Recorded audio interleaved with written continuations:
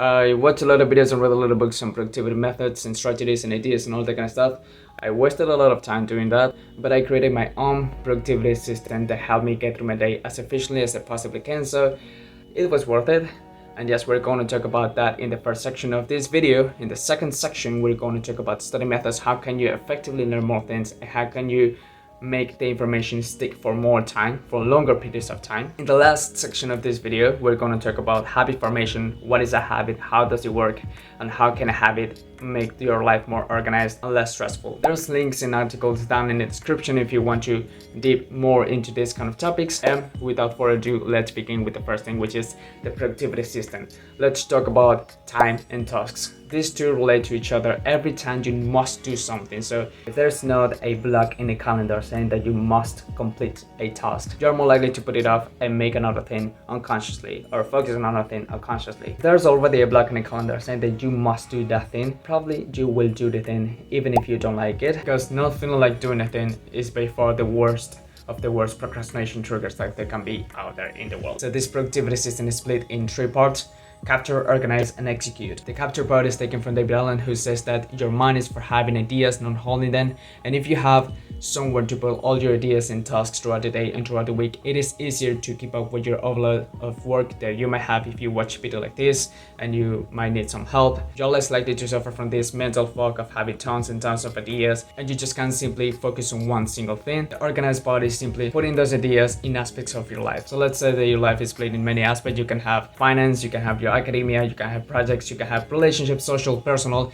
and all that kind of stuff. So every single idea that you wrote down on a paper, notebook, app, you label it with an aspect of your life, whether that is finance, projects, social life, yada yada yada. It makes your clarity even more clear. Let's say the execute part is putting all of those already labeled ideas in the calendar in blocks. You can put it in terms of convenience and priority. Let's say that doing X task instead of Y task, it is more convenient because you're closer to the thing that you need to do, that X task. Let's say that you already have a date with that special someone, and it is easier to have the date instead of doing some other work. I left articles of these ideas if you want to get a clear notion of this method. Let's dig into the basics of learning based on evidence. The authors of Make Mistake and the Only Study Guide to Eliminate It, as well as other tons of YouTubers, study tubers, agree that there's at least 4 single things that you need to focus in order to have a clear understanding of a topic. So let's first talk about spaced repetition, which is based on the idea that your mind is constantly forgetting information. You don't need to scared about this fact. It's actually healthy that you forget irrelevant information now and then. But let's say that some information that you need to remember is actually relevant and you need to use it in a test, in an exam, or something related to your work. So how do you make that information stick more in your mind? The forgetting curve was mentioned by this friendly psychologist here, which claimed that you can beat this forgetting curve by reinforcing that information with periodic revisions during the time that you need to use that information. So let's say that you revised a physiology episode today, which is an accomplishment. The next revision will be after 1 or 2 days, and then 6 days, 12 days, 24 days, and on and on and on. The more you revise that episode or that information, the more you need to space out the next revision. Or once when you're comfortable with the information, you can repeat it after 8 days, 9 days, or 12 days if you really need that information soon. So let's talk about active recall, which is the idea that the more effort you put on remember something by using prompts and questions, the better you retain that information. So there's already a lot of ways to do active recall. The most common methods are flashcards and questions. Now let's talk about the start difficulty.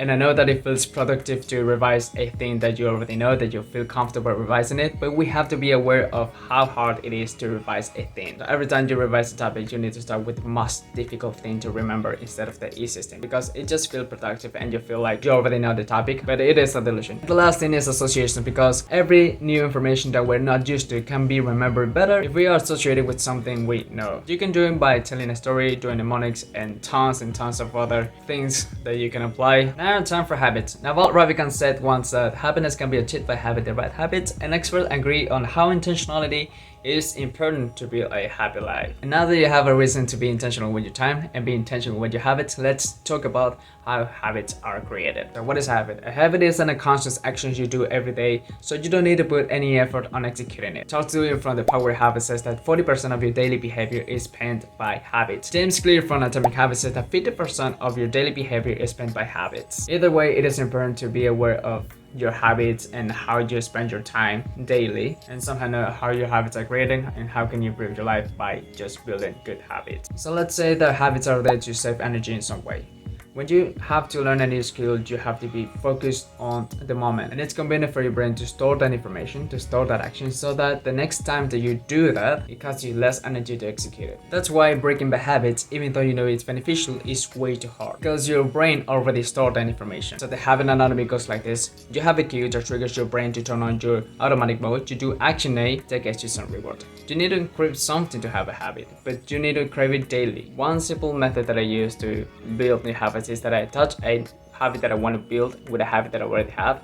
So let's say that I do my bed every day. That is an unconscious thing that I do, and I want to have the habit of planning my day. My brain attached the daily task of doing my bed with planning my day every day, and it's just easier to stick with the habit. If I want to reinforce more of that habit, I give myself a gift, and that is just all. The lesson that I want to give in this video is that learning about things that can be beneficial to life is a good use of your time. But there's something special in doing active work. So it is much better to do 10% of learning and 90% of active work, because that's actually how you learn things.